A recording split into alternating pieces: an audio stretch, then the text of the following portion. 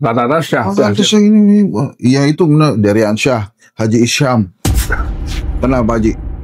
Kenal dekat bang? Enggak, tahu lah. Tapi dulu waktu kita zaman-zamannya ngeband, diundang ke rumahnya beliau pas kita perform diundang ke rumahnya. Dia dapat 120 men.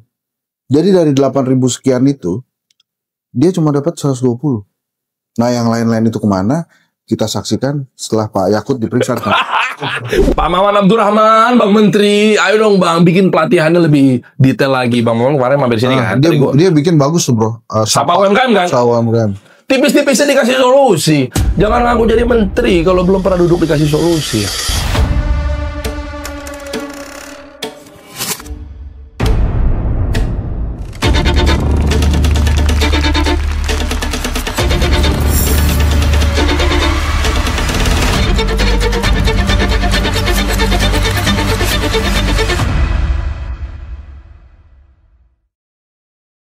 Ayo. Coba lo dulu dong. Gue dulu nih. Ya. Kan tamu dulu biasanya kan. Ketan. Ini kacang hijau. Kacang hijau. Wah. Kita nggak dikasih roti tawar kayak di itu. Biasanya roti tawar itu. Cocolan deh. Iya. Cocolannya. Ini udah air mineral aja. Iya, saya mah air mineral banget di hati. Gitu ya? Tahu lah. Kita kan support lem mineral. Iya, kasih tahu dong lem mineral. So taruh juga. Siap. Mas Febri. Malan bos marketingnya. Mas Febri. Mas Febri lem mineral dong, placement dong. Ini Mas Febri itu ya. Ayo dong, kita nungguin nih lu makan. Masa gue duluan sih? Iya, di mana-mana tuh tamu duluan bro. Siap. Nih teman-teman, kita kedatangan Bang Dery nih. Siap. Sekarang dari kemarin kan kita kedatangan perwakilan istana terus, dari menteri sekarang rakyat dong. Mana ada rakyat? Loh, gue pro rakyat gue. Ada orang rakyat bajunya kayak gitu kan nggak ada. Justru lihat rakyat tuh bajunya. Itu rakyat. Baju mau merek X ukuran M, adanya XL dipakai juga. Justru gua ini Bang, gua tuh menormalisasi. Jadi rakyat tuh juga harus rapi. Jangan alergi sama baju-baju yang seperti ini. Meskipun kita awal pemimpin kita mau salah kita kritisi lah. Kenapa lo tiba-tiba jadi begitu? Santai aja lagi. Dari awal gue bantu rakyat, bantu UMKM. Iya enggak, maksud gue apa adanya aja. Itu dia. Campur dong. Ini Bang Dery nih. Sahabat gue di Frame TV, kita sering ngobrol-ngobrol. Kita lihat aja. Enak. Udah aman. Wah, mantap. Ini ya, kita ini Betawi ya? Ini Madura apa Betawi? Betawi apa Madura? Ini Jawa Barat style. Dan dulu gue suka banget, bukan karena idealnya begini ya, tapi emang dari kecil si ketan ini kadang digado, kadang diindoang, gitu. Dua-duanya gue suka, yang ketan ini sama yang temennya tape. Uli. Dia dijadinya dua versi kan. Ada yang buat pakai santan, ada yang buat pakai uli. Lo asli mana sih dia? Aslinya dari Ansyah itu kan harusnya Sunda kan? Enggak lah. Oh enggak ya? Mana tuh? Kalimantan. Oh Kalimantan mana? Ya, Kalimantan Timur, Samarinda. Oh. Jadi rata-rata Syah. Syah ini. Iya itu benar dari Ansyah, Haji Isyam. Oh iya, itu pengusaha muslim keren tuh. Ya. Pak Haji, keren, Tom. Kenal. Kenal Pak Haji? Kenal dekat bang? Enggak, tahu lah. Tapi dulu waktu kita zaman-zamannya ngeband, diundang ke rumahnya beliau pas kita perform diundang ke rumahnya dulu. Oh iya. Waktu zaman ngeband. Iya. Zaman ngeband dulu. Jadi nggak ada urusan kita pengusaha perpolitikan, nggak ada. Menghibur di tempat Kalimantan Selatan, diundang ke sana. Bener ya? Gak punya hebat. Paling banget. Udah mulai paling kan? Udah. Lo kalau duduk sini aja, duduk aja sekalian ngobrol gitu. Jadi di Kalimantan Timur loh, asli. Jadi sebenarnya Syahnya itu kan umumnya Kalimantan Timur Samarinda. Cuma bokap sama nyokap itu kayak dulu udah kreatif lah, ala-ala. Makanya mungkin nurunnya ke anaknya jadi industri kreatif ya. Itu apa? Bukan Syah tapi Ansa. Orang banyak salah kaprah kan Derian Syah. Sebenarnya kita ngomongnya Derian Sa. Bahkan kalau mau diseriusin Derian So. Karena Ansa itu anak soleh doanya, Bang. Anak soleh. Makanya Ade Hafiansa. Ansanya tuh anak soleh. Deri, nah kalau di sini kurang kreatifnya. Kalau tadi kan Ansonya kita kreatifnya tuh orang tua. Nah, untuk nama depannya ini kurang kreatif. Deri Devi Azhari. Hafi adik gua, bokap panggilannya Hayin nih. Jadi Hayin Devi, udah gitu dong. Jadi doa. Nah, nyokap Batak, Siregar. Jadi Kalimantan sama Sumatera. Jadi gue pendatang, Bang. Menu-menu Jakarta lah. Nggak apa-apa. Orang tua masuk sini. Bayar pajak kan? Bayar bro. Yang penting kan bayar pajak ya Bu semuanya ya. Enak lagi, gue nambah Bang ya. Nah udah, jadi kita nggak ada bahasanya apa ya, nggak ada Jawanya lah gitu. Tapi lahir di Jakarta. Itu sih. Gue tuh pengen nanya tapi ya Apa? yang nggak ada kaitan sama bisnis nggak apa-apa ya? Boleh lah. Kan lembaga survei ini banyak nih di Indonesia. Banyak. Walaupun yang ternama ya kedai kopi gitu. Oh ya. Yang gue tau kedai kopi Bang. Nah itu kalau dalam ilmu marketing, lembaga survei tuh mesti di tagline-in juga atau gimana sih? Jadi kalau masalah nama itu ada dalilnya. Kalau di Indonesia Pak Subiakto, Pak Bila. Kalau di luar juga banyak profesor-profesor. Jadi nama itu gimana caranya kita punya nilai dan orang begitu baca terpanggil untuk melakukan aksi. Apa bahasa Inggrisnya? Call to action. Terpanggil aksi noleh, aksi ngeliat. Itu penting. Sebegitunya Bang. Masalah dalil tentang nama. Nah, makanya ketika orang baca misalnya nggak apa-apa Bu. Mati bos. Lu gimana? Counting up timer nih. Iya. Apa? Nah, karena gua kasihkan ngobrol, ntar tiba-tiba udah kelamaan gitu. Atau subuh ya. Nah, terus gimana bro? Sorry. Ya. Lanjut nih. Lanjut. Jadi gimana caranya nama itu punya satu daya lirik sehingga dia terpanggil untuk baca, untuk datang apa segala macamnya. Nah, rumusnya itu kalau namanya udah kuat nggak perlu pakai tagline Bang. Tapi kalau namanya nggak kuat, misalnya kayak apapun lah banyak kan, kayak Apple atau Starbucks atau Adidas atau Reebok atau Nike, itu kan ngawang. Kayak nama anak bukan, kayak nama asal jadi iya dan seterusnya. Itu baru wajib pakai tagline. Enak lagi nih. Enak. Terus. Ya kalau udah kayak begini mah sebenarnya udah lembaga survei kedai kopi. Sebenarnya kalau mau jujur-jujurin aja, ini nggak perlu pakai tagline. Oh, oke. Mudah-mudahan lembaga surveinya ngikut ya dalam satu kesatuan intellectual property. Iya. Ya kan? Ikut. Bukan kedai kopi doang. Kalau kedai kopi doang, sangkanya coffee shop kan? Iya. Lembaga survei kedai kopi. Kita terdaftar nih udah di Haki, men. Haki, oke. Kementerian Hukum HAM ya, oke. Iya, LSKK atau mungkin satu kesatuan udah aman karena orang udah begitu ngelihat lembaga survei. Sama kayak punyanya Haji Sam, Kentucky Fried Chicken. Udah tau belum? Kan beliau nginvest di situ. Bahkan denger-denger kayaknya hampir sepenuhnya. Oh, bukan punya keluarga Gelael lagi? Iya, Gelael. Katanya sih udah equity sahamnya udah terdelusi ke Haji Sam. Ya, kalau dari sudut pandang kacamata bisnis, ngelihatnya, nih bahas dikit ya, itu karena udah menurun kan value-nya. KFC kan isu boykot apa segala macamnya menurun. Ya mungkin emitennya atau apapun itu nilainya, value-nya, sahamnya, ya kalau pengusaha sih serok ya. Ambil. Lah orang menurun kok. Apalagi mindset pengusaha kan. Mau nantinya isunya mau di rebranding, mau nantinya apa segala macamnya gampang karena kan value-nya nilainya udah luar biasa. Nah makanya Adisa masuk. Oh, jadi ya KFC milik Muslim anyway begitu. Nah, dan lain sebagainya. Tapi kalau udah kayak begini mas sebenarnya nggak perlu pakai tagline. Kalau mau dipakai tagline lebih bagus. Nggak narsis ya, tapi kasih solusi. Itu udah memenuhi syarat tuh. Karena begitu orang baca, apa nih? Mau dong solusinya? Kasih dong, mau dong. Gitu. kita tajamin lagi, kita kasih solusi. Kenapa kita? Karena di dalam obrolan tuh kan lebih dari satu orang. Ada gue, narasumber, kita jadinya kan. Makanya kita kasih solusi gitu. Nah itu Pak Abi guru gue bilang bahwa kayak gila lo, udah namanya udah memenuhi syarat, dihajar tagline juga lo. Ya, kata lu harus nempel terus di benaknya konsumen. Kita hajar lagi. Gitu. Jadi udah nggak perlu tagline lah. Itu apa tuh yang pojokannya tuh, Pak? Kelompok diskusi bukan tagline. Iya, itu Deskripsi. Singkatannya kedai kopi itu bro. Akronimnya kedai kopi. Kepanjangannya kelompok diskusi dan kajian opini publik Indonesia. Keren. Canggih bro. Orang-orang kreatif emang singkat bahaya nih. Makanya gue demen di sini karena ini channel kreatif. Ini kita ngomong kreatif nih. Ya. Gue mau minta pandangan lo aja.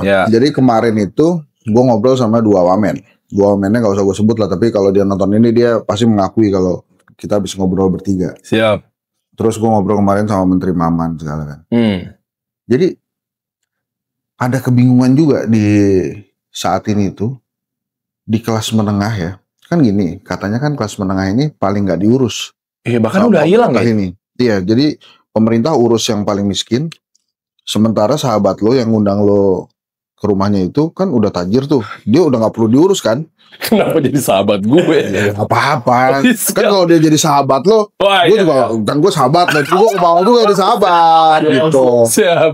Ya kan? Siap. Oke nggak? Siap.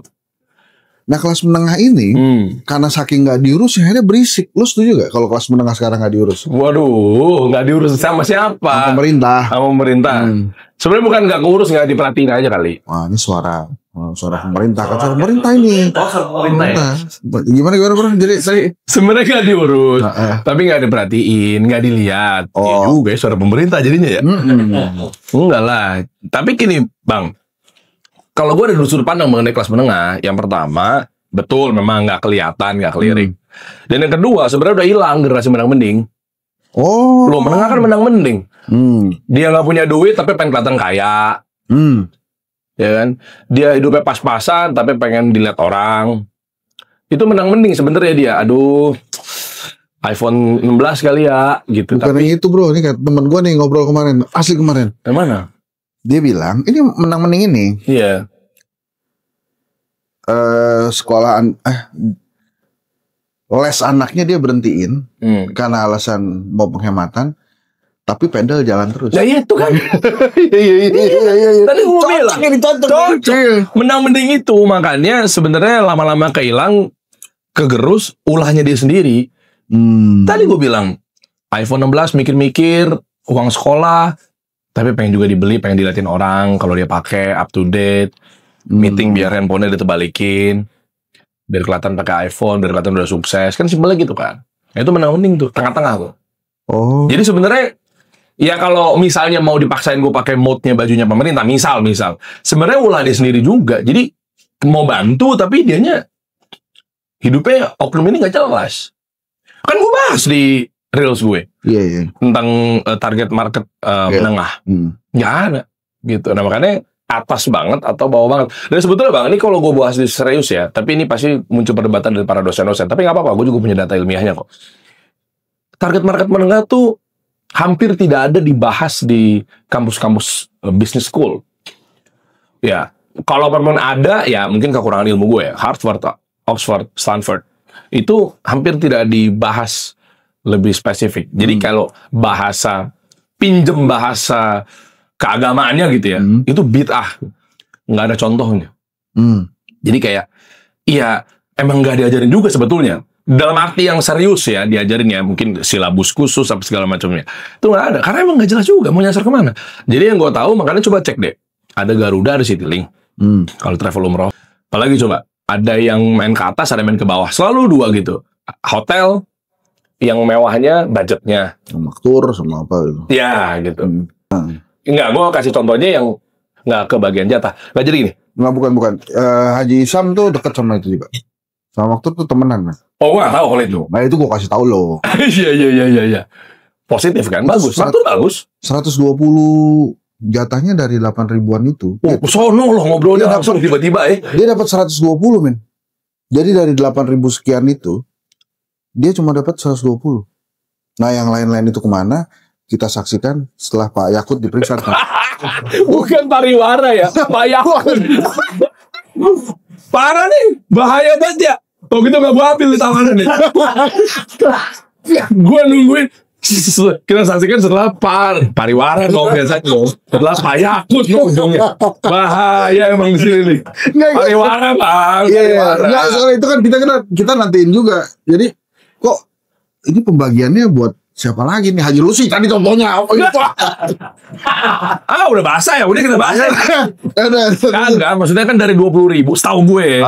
Kan gue punya travel nomor juga. Iya. Dari 20.000, kan ada 12.000 buat yang reguler, 8.000-an buat yang khusus. Lah udah gue nggak tahu lagi apa. Nah, itu lu tahu kan? Dari 8.000 dia dapat 120. Siapa dia? Si Maktur. Sisanya gue nggak tahu siapa lagi. Oh, gue nggak tahu. Nah itu. Kita ganti topik. Justru wajib ganti topik. Kan saya punya industri di situ juga. Oh iya. Tapi kalau saya sih enggak ngambil kita mah. Lo nggak dapet? Kayaknya nggak dikasih. Enggak, soalnya gini. Sampai detik-detik terakhir aja itu masih ada sekitar 300 slot nggak bisa diambil. Wah, gue nggak tahu. Nah, kan gue sempat ngobrol kenapa kemudian Maktur cuma 120 rupanya kata dia. Lah gue kan cuma ambil room yang di Intercontinental. Hotel Intercon roomnya sedikit. Quality yang diambil. Ya udah, positive thinking aja, siapa tahu. Nanti mudah-mudahan lo diambil deh, tapi lo beruntung dong lo nggak dapet ya. Emang kenapa beruntung? Ya kalau nanti lo ikut-ikut dipanggil tuh. Ya kita kan travel kecil mah apalah, kita kan mungkin nggak kelirik kali. Bro. Cuma kita terusin dulu. Ntar abis ini gue pengen ngobrolin itu dah. Iya, siap. Gue karena menurut gue banyak banget pengusaha-pengusaha. Terus dia punya side bisnisnya. Iya. Itu tour and travel umroh, bro. Oh iya? Side. Iya, side bisnis kan. Iya. Gue kan main kok ada apa dengan disampingkan? Kalau gue mau tujuan utama. Lo kan pertama kali muncul bukan tour kan. Media. Bukan tour travel, itu maksud gue gitu. Nah ini gue kayak gitu. Oh itu ada rumusnya bang. Kalau gue bukan, itu benar yang masalah site tadi udah benar. Cuma kalau gue pribadi ya, gue punya rumus sendiri. Apa itu? Untuk menyimpan industri-industri atau kategori tertentu buat kayak solo di samping. Itu ada rumusnya, ada 4 pilar. Yang pertama retail, paling bawah retail. Kalau gue bahasnya gini, sebelum kita retail, kita harus sering hadir di sebuah event. Oke. Jadi kayak misalnya lu buka toko handphone pinggir jalan, Tebet, atau lu buka toko handphone di Roxy atau ITC, mending di Roxy karena ramean. Ada potensi dilirik, potensi ditanya, dibeli dan seterusnya. Nah itu definisi retail sama event. Kalau lu nggak kuat bikin stand alone di pinggir jalan, mendingan lu gabung tuh sama Alfamart, kayak Pons kan. Pons nggak ada tuh stand alone di pinggir jalannya, ya kan? Mungkin dia beda sama kayak body shop gitu. Nah, Pons atau mungkin Clear atau mungkin apapun itu dia gabung sama. Kalau event itu kategori kami di pengusaha tuh ada beberapa detail penjelasan, yaitu event tuh bisa pameran, eksibisi, booth, pendistribusian kayak Alfamart, minimarket yang lainnya apa segala macam itu masuk. Nah, makanya jangan buru-buru retail secara standalone. Naik lagi mending ke event. Di atasnya event itu ada community. Jadi kalau orang datang ke sebuah event juga tetap banyak salahnya juga. Kenapa? Emang udah pasti booth lo yang dipilih. Nah, booth yang rame, dia yang punya community kuat. Buka booth misalnya, terus dia punya community yang kuat, boothnya dijadiin tongkrongan, dibeli belanjaannya, merchandise-nya. Nah, makanya di atasnya retail ada event, di atasnya retail ada community. Lu bangun dulu community dulu, atau sering-sering main sama community. Lu punya bengkel Vespa, ya lu jangan diem sendirian, lu gabung sama komunitas Vespa. Tapi itu juga masih lemah. Di atasnya community itu gimana caranya community itu terbentuk? Berarti media kayak begini. Nah itu makanya penting. Makanya kalau gue rumus ya, sebelum ke retail, sebelum jualan travel, sebelum jualan resto, sebelum gue punya clothing, sebelum dan lain sebagainya, itu gue punya dulu media dulu. Karena kan nanti kan ada dalil yang lain bang. Di bisnis itu dalil yang lainnya adalah demand creation. Jadi demand creation itu adalah nge-create demand atau ngumpulin massa. Ngumpulin massa salah satunya adalah media. Jadi gimana caranya orang datang ke Trans Studio kalau Pak Khairul Tanjung nggak bikin Trans TV? Makanya kan turunannya abis itu dia punya bank, Halo Bank, CEO-nya kan Putri Tanjung, anaknya beliau sendiri. Gimana caranya orang buru-buru mungkin belanja baju A, B, C, D, F, G dan seterusnya kalau Pak Erick Thohir, Pak Abu Rizal Bakri, nggak bikin TV One, Antv. Jadi rumus kami sebenarnya mazhabnya atau mungkin orang-orang bisnis yang nggak maksud kita lebih pintar ya, tapi yang paham biasanya bangun media dulu. Ya tapi kalau Bakri mah bisnis dulu bro, baru bikin media. Iya, cuma kan tetap ada media anyway. Abis itu turunannya dari media tersendiri. Iya, nggak apa-apa lah. Lu bener aja kan. Narsum benar. Enggak dong. Oh Narsum salah lihat pasal 1 gitu. Nggak Gitu, itu yang tadi bro, yang tentang balik ke kelas menengah, kelas menengah aja. Tadi itu travel yang cukup itu aja. Ya udah nggak usah panjangin bang. Enggak, tapi lu kenapa nggak dapat jatah ya? Kan katanya diumumin. Baru masih kecil, masih travel baru. Beliau kan senior. Oh iya. Loh, nggak kenal sama Yakut bagaimana lu? Iya nggak kenal betul. Saya kenalnya sama menteri yang sekarang. Bro, itu Pak Nasaruddin Umar, Prof. Dia nggak ngerti gue selamatin ya. Ini kan lu nggak kenal sama Yakut udah titik gitu. Iya memang gue kenal. Udah itu aja ngomongnya. Jadi maksudnya lu ntar gak bawa-bawa gitu kan. Ini kan gue lagi. Oh iya benar. Supaya itu ya. Memang kalau di politik harus belajar sama Anda betul ya. Set. Nah ya. Nah. Terus bro. Siap. Balik ke kelas menengah. Iya. Tapi kelas menengah ini justru menguntungkan buat industri karena apa-apa semua jadi mahal. Misalnya maraton. Ya. Sekarang tuh jadi kayak fashion di tengah jalan gitu kan. Orang clothes-nya harus oke. Sepatunya mesti oke. Bahkan ada joki Strava bro. Tahu. Demi wah gila nih orang larinya jauh banget gitu. Gue tadinya gue pikir boleh juga nih joki Strava ya. Gue posting aja kan. Terus kan orang mikir kok si Henry Satrio nih larinya jauh-jauh cuma kan gak kurus-kurus. Jadi akhirnya gue bantah tuh bahwa maraton tidak membuat anak kurus. Bisa juga gitu kan. Karena ada joki Strava. Tapi kenapa kemudian kelas menengah yang lo lihat ya, mereka tuh rela gitu begitu fashion tampil demi pengakuan gitu. Nah ini mungkin haus pengakuan. Kenapa kelas menengah haus pengakuan? Saya jawab gampang. Jadi gini bang, sebenarnya bukan di kelas menengahnya tanpa disadari. Alam bawah sadar itu bukan gara-gara kelas menengah, tapi gara-gara Profesor Philip Kotler yang keroknya. Nih saya buka di sini aja nih. Profesor Philip Kotler dia prof di Chicago University. Dia punya kampus khusus marketing. Dia punya teori marketing evolution. Jadi marketing level 1 sampai marketing level 6. Marketing 1.0, 2.0, 3.0, 4.0, 5.0, 6.0. Nah, marketing ini yang dibawa ke permukaan lah, ke muka bumi, akhirnya diambil dan diamalkan oleh para brand owner, yaitu untuk kebutuhan strategi marketingnya dia. Itu sebenarnya contoh misalnya. Jadi orang tuh ngelihatnya fokus pada si targetnya. Padahal orang mau paddle. Gara-gara raket paddle-nya itu, si brand-brand Lamborghini, brand-brand Prada, brand-brand Chanel, apa segala macam itu kan kebiasa menggunakan strategi marketing 3.0. Jadi bukan jualan produk, tapi jualan value-nya. Nah, itu masuk tuh ke paddle. Dari atas sampai bawah, kebutuhan dari topi, baju, lari juga demikian. Adidas Adizero yang paling baru apa segala macamnya. Itu Adidas, Adidas kurang marketing 4.0 apa itu kejar-kejaran sama Nike. Nah, yang dibawa sama brand owner yang akhirnya distimuluskan strategi marketing yang dipakai tentang bukan jualan produk tapi jualan nilainya. Jadi kalau marketing 1.0 itu fokus pada produknya, marketing 2.0 adalah fokus pada perilaku customernya. Jadi ngomongin Gibran nih, kalau 1.0, 2.0. Nah terus. Siap. Ya, tapi benar, nah, akhirnya diimplementasikan ke brand-brand tersebut, di lari, yang buat paddle apa segala macamnya, otomatis gaya marketing yang dipakai kan naikin nilai tuh. Jadi orang pakai sepatu Adidas ini ngumpul sama temen-temen mewah-mewahnya lari. Kan ke brand sendiri otak nih, oh berarti kalau lari harus pakai itu. Oh berarti kalau raket harus pakai itu. Sebenarnya begitu. Jadi nah tanpa sadar kitanya sebagai konsumen itu kayak alam bawah sadarnya ngeset bahwa ini target market menengah. Dan mungkin pemerintah juga melihatnya bahwa kayak, oh inilah target market menengah. Semuanya ngeklaim ini menengah. Padahal sebenarnya optimasi yang dilakukan oleh pemilik bisnis itu sendiri.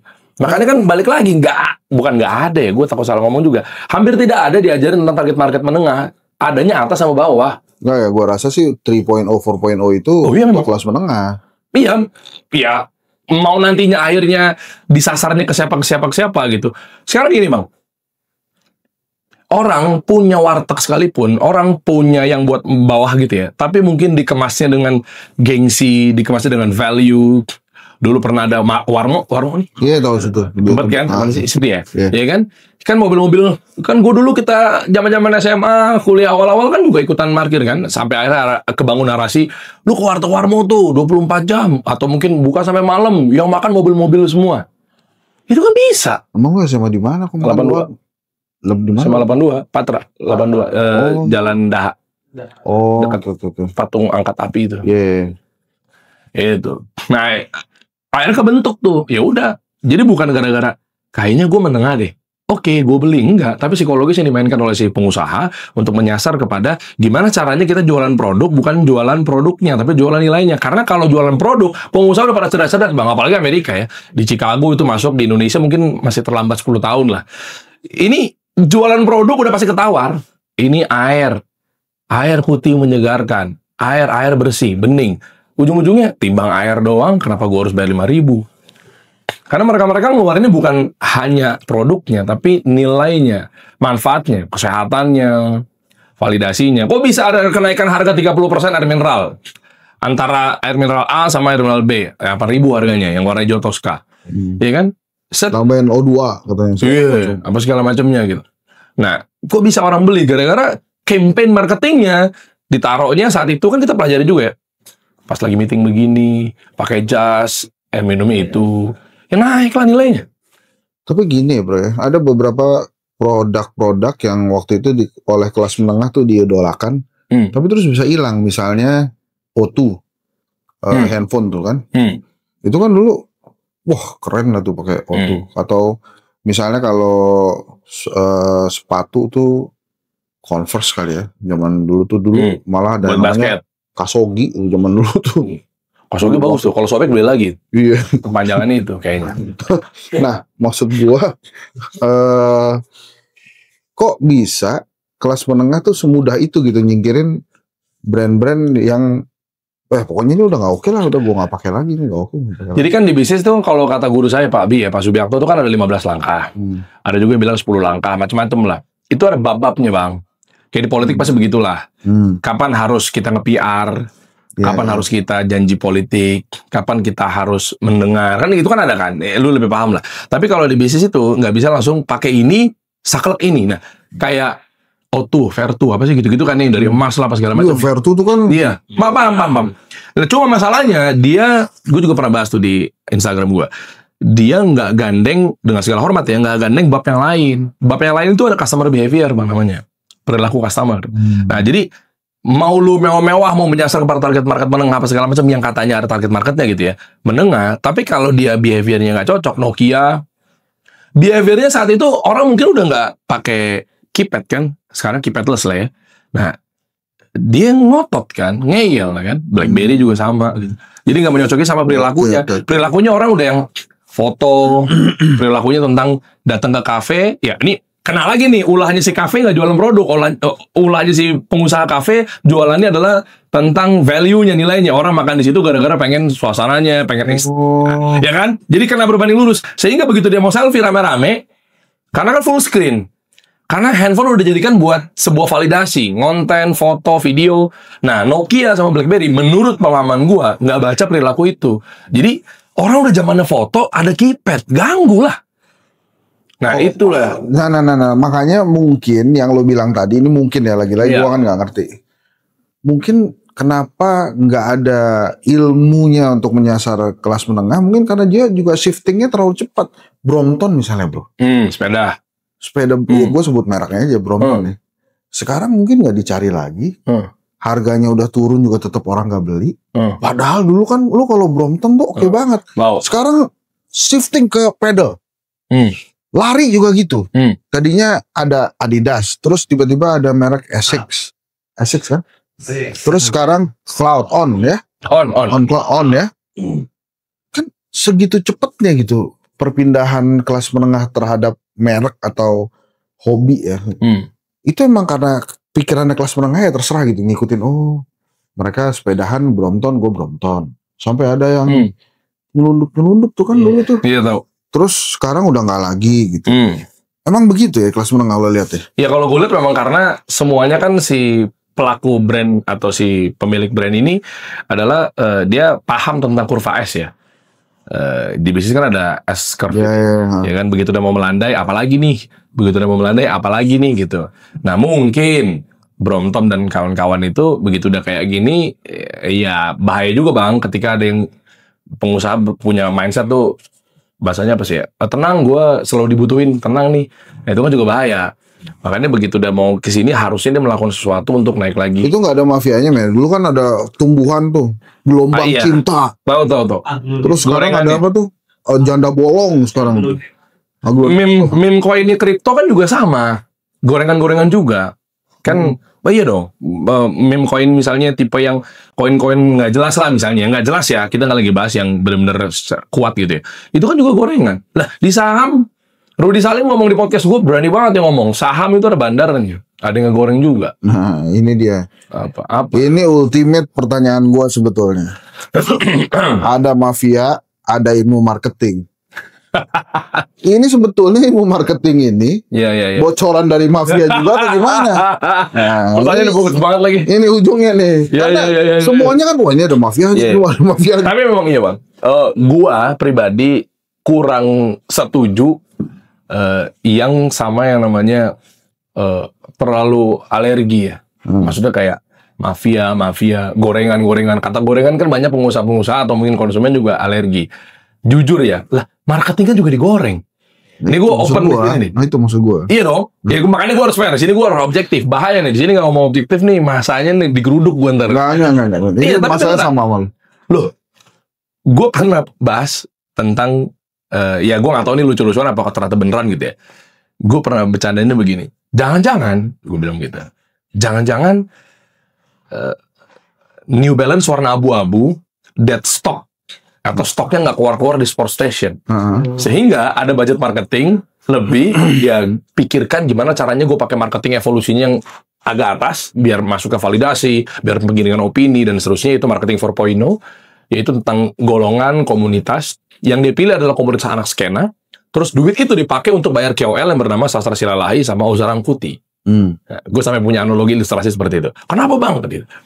Iya, kok bisa-bisanya? Peraturan dari mana? Menteri mana yang mengeluarkan bahwa kalau mau dagang, ngeluarin sepatu New Balance abu-abu itu bilangnya harus anak-anak skena yang pakai warna abu-abu. Kan sempat viral tuh. Bro, nggak kayak gitu bro, New Balance warna hitam, masa abu-abu lah kalau nongkrong di coffee shop. Wah, dan seterusnya. Kan digoreng. Gue bercandaan gue gitu. Bisa aja kan, mungkin jangan-jangan gara-gara ada sebuah toko, stoknya mati, mandek, dead stock. Warnanya abu-abu kebetulan nih. Ya udah deh, kita gandeng aja bro, gorengnya. Nah yang digoreng pakai marketing 4.0. Nah, jadi kayak ada irisan. Makanya jujur gue pribadi nggak pernah alergi bang. Philip Kotler itu mafia berarti dong. Anda bisa mikir ke situ ya? Enggak sih. Kalau gue pelajari tentang marketing lebih dalam, buku-buku, kelas-kelas gue beli dan seterusnya itu tentang psikologis alam bawah sadar. Ini balik lagi, sorry. Iya, belum tentu mafia lah. Iya, oke. Kan menyasar kepada psikologis manusia. Karena itu tadi loh, ada dugaan-dugaan, oh ini pasti ada mafianya nih. Pedal bro. Iya tahu. Semua orang yang sekarang punya duit lebih, dia bikin lapangan pedal. Iya. Karena dianggapnya itu untungnya baliknya Iya, cepat tuh. Terus orang-orang juga tiba-tiba pada pedal semua gitu. Tapi sebentar bang, gue nggak main pedal, gue nggak pernah ngejekin kaki gue. Gue juga nggak pedal di lapangan pedal. Tapi pelajari dulu, pedal itu dari Meksiko, itu terbuat dari atau tercipta dari tahun 1969 di Meksiko, gitu. Namanya pedal karena memang keterbatasan. Udah sering lah dengar ceritanya kan, tempatnya nggak mumpuni, pengen main tenis, akhirnya dikasih kaca karena dia malas ngambil bola. Simpelnya begitu, olahraga tapi malas ngambil bola. Akhirnya dibuat pedal dari 69. Di Spanyol itu udah 70-an, 80-an tuh udah top banget. Bahkan pedal itu nomor 2. Gue tau kenapa. Nah, gue kemarin banget semalam ngundang Coach Zar, atlet padel nomor 1 di Indonesia, Zar Lasaido. Nah, itu orang Gorontalo. Nah, jadi kayak begitu kondisinya. Dan ternyata dia lama di Bali dan seterusnya gitu, dari Belanda, Amsterdam udah main dari tahun 90-an. Enggak, gue masih nggak. Iya, masuk sini karena memang pas orang mungkin jenuh kali dengan olahraga A, olahraga B, akhirnya ngetrennya tuh 1-3 tahun yang lalu. Itu loh maksud gue. Trending yang tiba-tiba Yes. Nah, kalau itu gue setuju. Trading tiba-tiba memang ada gorengannya. ada mafianya. Yes. Bukan karena olahraga baru diciptakan, akhirnya muncul. Kalau itu agak berbahaya. Kayak oknum-oknum meme coin yang digoreng, naik, kripto, turun lagi kan gitu-gitu kan. Volatilitasnya kan tinggi banget. Nggak tahu, antah berantah muncul. Nah, itu kan beda cerita. Habis itu full, jebret, dijual. Nah, itu oke. Tapi kan memang kalau lihat dari historikalnya, dari tahun 69, Bang. Susah juga mau dibilang digoreng gimana. Gitu. Tapi kalau emang tiba-tiba lo agree tuh ya, mungkin ada quote and quote mafianya ya. Tiba-tiba muncul, ya itu kayak si tumbuhan itu ya. Nah, itu kalau itu gue nggak tahu. Kalau tumbuhan itu anthurium apa? Anthurium. Itu gue nggak paham. Maksudnya gue nggak pernah riset, gue juga nggak suka tumbuhan dipelihara apa segala macam. Nah gini lah bro, itu sorry ya, ini gue curious aja sebagai akademisi nih. Sepeda lah, balik lagi sepeda. Ya tahu. Mountain bike dulu tuh, BMX, Brompton. Sebelum Brompton tuh apa? Fiksi. Ada lagi sepeda lipat lagi tuh ada tuh. Sally. Velo. Ya ada lah, pokoknya mereknya itu tuh. Kalau menurut gue emang itu ada yang mainin. Jadi maksud gue gini loh, marketing. Kalau lo main gorengan atau lo kerjasama sama orang-orang berkepentingan di itu bisa cepet naiknya. Gitu. Iya, tapi memang jujur ya bang, dari sisi positifnya, memang harus digoreng gimana? Iya. Gue nggak lagi bahas soal marketing gitu ya. Oh iya dong. Iya. Lah kan awareness, impresi itu kan sama dengan goreng. Lo gimana caranya? Lo sekarang gini deh, buat alergi pengusaha-pengusaha atau mungkin konsumen yang alergi, wah mafia dong, gorengan dong, apa segala macam ya. Ya udah, lo nggak usah, lo gue kasih duit, tapi lo nggak usah endorse Raffi ya. Nggak bisa. Lah gimana? Iya. Contoh nih, buat orang yang alergi nih, apa-apa dikit-dikit gorengan, mafia. Iya, tapi gue bukan alergi ya, gue cuma kayak ingin tahu. Ini buat kawan-kawan gitu. Ini kan obrolan di sini buat edukasi. Tapi maksudnya kayak tiba-tiba, gue mau punya bisnis nih, di luar sana mafia, gue mau menepi stigma tentang gorengan. Misalnya marketing sama dengan mafia misalnya. Ya udah, oke, gue kasih budget nih 1 miliar, nggak usah gede-gede. Tuh, awas ya, pakai KOL ya, awas ya endorse ya. Iya, nggak gitu, dari ini kan buat marketing. Nah, ya kan dengan dia ngundang Nagita Slavina kan udah digoreng sebetulnya. Nah, itu yang mau gue titik beratkan. Tapi makanya gue setuju sama lu bang. Ketika marketing berarti digoreng sama dengan mafia, misalnya mau dicocok logikan. Ya mungkin iya aja. Cuma gue nggak tahu nih orientasi kata mafia itu kan stigmanya negatif. Ada mafianya, gitu ya, ada mafianya. Sebenarnya gue setuju gorengan atau gue setuju sekalipun mafia nggak apa-apa, asal benar-benar yang dikonotasikan mafia itu nggak goreng gitu loh. Yes. Profesor bukan oknum ya maksudnya. Profesor Didin Damanhuri, Ya. Itu bilang begini ke gue waktu itu. Ini Prof, kalau gue salah angkanya tolong kasih tahu, ntar kesini klarifikasi. Iya. Pertumbuhan ekonomi itu cuma gara-gara kekayaan 40 orang di Indonesia itu naik. Iya. Jadi maksud gua, orang-orang kaya ini juga bisa juga mengaruhi pasar gitu. Iya. Terus dia, gue mau cupang naik dong, ikan cupang gitu. Dia belikan cupang yang banyak gitu ya. Terus dia mainin iklannya, gue mau jualan ikan cupang. Ada ikan cupang tuh naik, ikan juga gitu bro. Sorry ya, ikan cupang dulu ada Oscar bro. Tahu. Terus ada Lohan. Kalau Arwana yang long lasting tuh emang lawannya. Nah itu kan jadi kayak, oh ini jangan-jangan emang ada mafianya nih. Jadi ada yang kumpulin semua cupang, terus jadi nggak ada, terus dia munculin satu-satu yang bagus, gitu ya. Akhirnya orang tertarik cupang gitu, Lohan gitu. Ini mohon maaf ya, gue kan dia bukan bidang gue di marketing, cuma gue mencoba melihat aja bahwa si orang-orang yang memang punya kepentingan sama bisnis dan modalnya kuat, dia bisa bikin sebuah tren sendiri itu yang menguntungkan dirinya. Iya memang iya, makanya kan kemarin kan rame kalau di future finance ya, kayak misalnya cryptocurrency apa segala macam, rame yang FTX, exchange yang viral, ya kan, terus yang kasusnya Investri, kasusnya venture capital misalnya masuk ke Indonesia terus butuh growth cepat, emang ini oknum nih misalnya ya, dia goreng naik, habis itu cabut, rakpul, tinggal pergi, kan banyak. Nah kayak gitu-gitu sih memang yang tadi masalah Lohan ya. Masalah ini ya memang sebenarnya ya memang ada. Jadi kayak pisau bermata doang.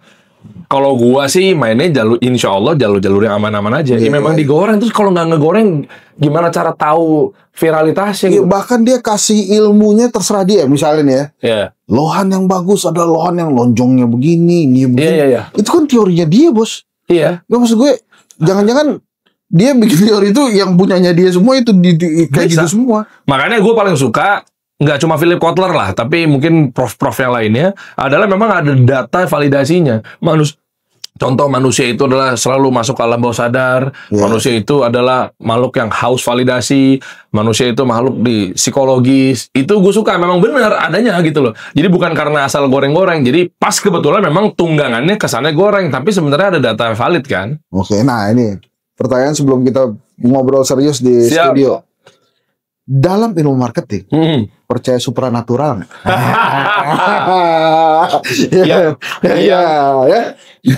Yang ini ya, yang apa? Ini kalau pakai ini ntar laku, lebih laku, pakai ini nggak ada sih. Gua jawabnya bisa dengan spiritualisme dan juga dalil. Tapi bukan ustadz maksudnya. Enggak apa-apa. Ustadz juga nggak usah, ustadz semua banyak. Iya benar. Gua nggak percaya, Bang. Hah? Nggak percaya gue. Oh. Tentang masalah kesyirikan maksudnya atau apa? Iya, supranatural lah gue iya, gitu. Ya kalau gue sih bilangnya dengan lantang bahwa karena gue bangga sebagai muslim, syirik. Karena memang nggak ada contoh apapun. Jadi misalnya ada soto Lamongan rame itu karena place gitu. Iya.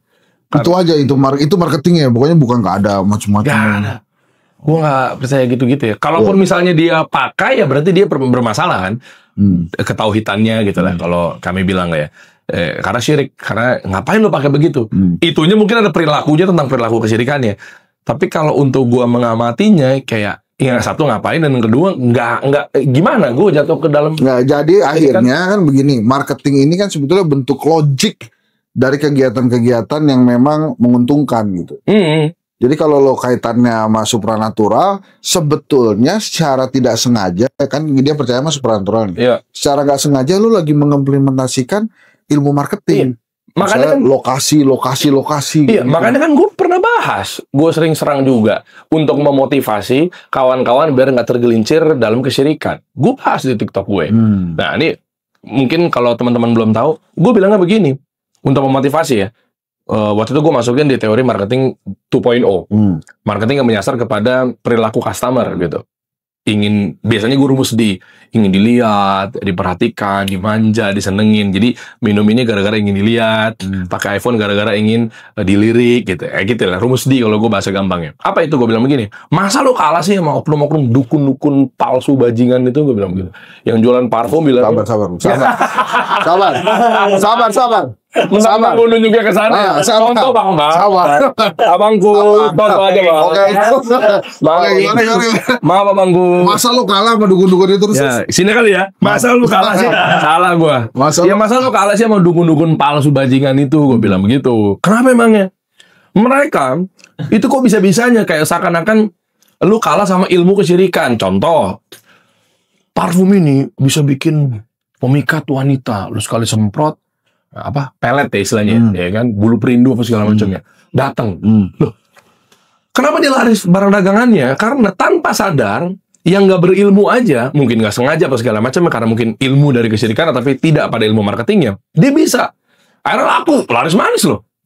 Nah, itu kan sebenarnya kan kalau mau ditarik lurus di dalil tentang marketing 2.0, ya memang begitu. Buktinya nyatanya apa? Aks ada kok. Sekali semprot dikejar sama 10 cewek. Kan iklannya emang iklannya. Jadi gue untuk memotivasi teman-teman, gue selalu bilang gitu, masa lu kalah sama dukun-dukun gadungan itu? Gue bilang begitu. Nah, artinya buat lu yang masih bilang sekali nyemprot wanginya jeruk banget, wanginya vanilla banget, satu udah subjektif. Yang kedua adalah sebenarnya dia pakai marketing 1.0 fokus pada produknya. Dan yang ketiga bisa diukur. Pertanyaan gue di ruangan ini, apa suka vanilla semua? Belum tentu. Tapi kalau gue bilang, bro, ini gue pakai semalam, bini gue begini-begini. Serius loh, bang. Tuh. Mau nggak peduli dia mau wanginya vanilla, jeruk, nggak peduli. Makanya kenapa gue berkali-kali bang berbusa ngedukasi ke masyarakat. Ayo eskalasi strategi marketingmu, wahai UMKM, Pak Maman Abdurrahman, Bang Menteri, ayo dong bang, bikin pelatihannya lebih detail lagi. Bang Maman kemarin mampir sini kan. Dia bikin bagus tuh bro. Sapa UMKM kan? Sapa UMKM. tipis-tipisnya dikasih solusi. Jangan ngaku jadi menteri kalau belum pernah duduk dikasih solusi. Oh gitu. Enggak, bercanda Bang Menteri. Enggak apa-apa bro, ya belajar gitu. Iya. Enggak, tapi benar maksudnya untuk Gibran pernah mampir ke kasih solusi nggak? Akan, insya Allah doain aja. Bukan, karena Gibran bukan menteri. Kan lu bilang kan tadi menteri belum sampai ke kasih solusi bukan menteri ya. Lu menempatkan level lu di menteri sih. Enggak kan konteksnya tadi kan iya. Maman Abdurrahman. Panik juga gue duduk di sini lama-lama ya. Ilmu dia lebih tinggi pada gua sih secara akademisi. Udah deh. Kita pindah ya. Kita mau ngomongin hal-hal yang lebih penting untuk negara ini nih. Oh iya dong. Mumpung ada dari Ansyah kasih solusi. Thank you bro. Assalamualaikum warahmatullahi wabarakatuh. Waalaikumsalam warahmatullahi wabarakatuh.